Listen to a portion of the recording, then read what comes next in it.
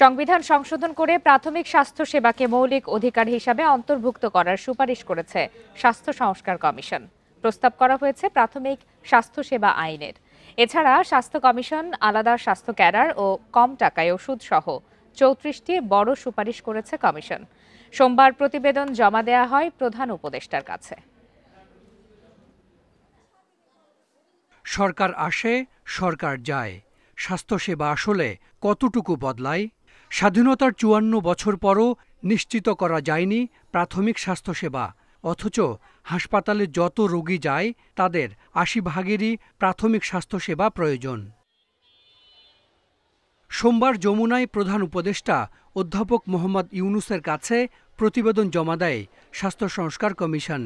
এতে গুরুত্ব পেয়েছে প্রাথমিক স্বাস্থ্যসেবা। জনগণের পকেট থেকে টাকা যাচ্ছে।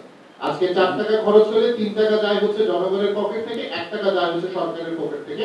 আমরা সেই স্বাস্থ্য ব্যবস্থা চাই, যে স্বাস্থ্য ব্যবস্থায় একটা জনগণ যখন তার চাহিদা আছে স্বাস্থ্যের, সেই চাহিদাটা মিটাতে হবে এবং সেই খরচ কোনোভাবেই যেন সরকারি খরচের থেকে বেশি না। চিকিৎসা ব্যয়ের ৬৪ ভাগই যায় ওষুধ কিনতে। তাই অত্যাবশ্যকীয় ওষুধ বিনামূল্যে ও স্বল্প মূল্যে দেওয়ার প্রস্তাব করা হয়েছে। ওষুধ কোম্পানির প্রতিনিধি হাসপাতালে চিকিৎসকদের সঙ্গে দেখা করতে পারবেন না, দেয়া যাবে না উপহার।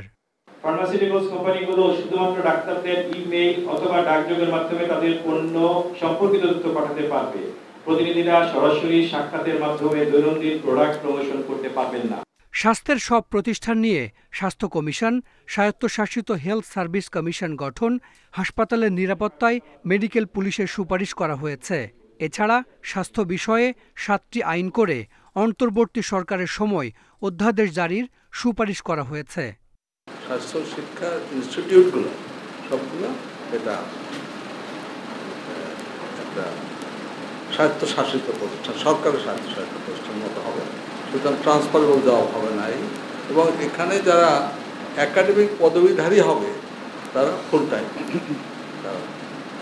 মানে ওই ইনস্টিটিউশনের বাইরে প্র্যাকটিস করবে। দেশের ২০% মানুষ যারা অতি দরিদ্র তারা সব ধরনের সেবা বিনামূল্যে পাবেন হাসপাতালে, এবং এর হয়তো ১০ ভাগ সরকারি হাসপাতালে, ১০ ভাগ বেসরকারি হাসপাতালে। স্বাস্থ্য খাত সংস্কারে গত বছরের ১৮ নভেম্বর ১২ সদস্যের কমিশন গঠন করে সরকার। Hasan Misbah, Independent News, Dhaka.